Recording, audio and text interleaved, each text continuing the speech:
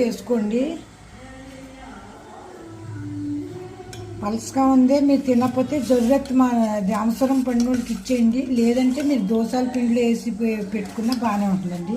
దోశ పిండి రుబ్బుకున్న తర్వాత దాంట్లో కలిపేసుకున్న చాలా బాగుంటుంది. అంతేకాని తినే వస్తువులు పడేయకూడదండి. అన్నం పరబ్రహ్మ స్వరూపం అండి. మెంతులు ఇంతుల్లో కంపల్సరీ అండి. ఇదిగో అండి పచ్చిమిరపకాయలు, కరివేపాకు, జీలకర్ర, ఆవాలు, ఎండుమిరపకాయలు, ఉల్లిపాయలు అండి. ఉల్లిపాయలు పెద్ద సైజు కోసుకుంటే పంటి కింద పడితే చాలా బాగుంటుందండి. ఇదిగో అండి వెన్న తీసిన ఇదే అండి. ఇది ఉల్లిపాయలు కూడా వేసుకున్నాం. పచ్చిమిరపకాయలు ఇష్టమైన వాళ్ళు పచ్చి వేసుకున్న బాగానే ఉంటుందండి. పడేయకండి, ఇదేమి ఎవరికన్నా ఇవ్వండి అంతే అండి. ఉండిపోతే మీకు తినకపోతే ఆ దోసల పిండిలో కానీ ఎందులో వేసుకుంటే బ్రహ్మాండంగా అట్లు బాగా వస్తాయండి. ఇలా చేసుకోండి మీరు కూడా. మజ్జిగ చారు చాలా బాగుంటుంది.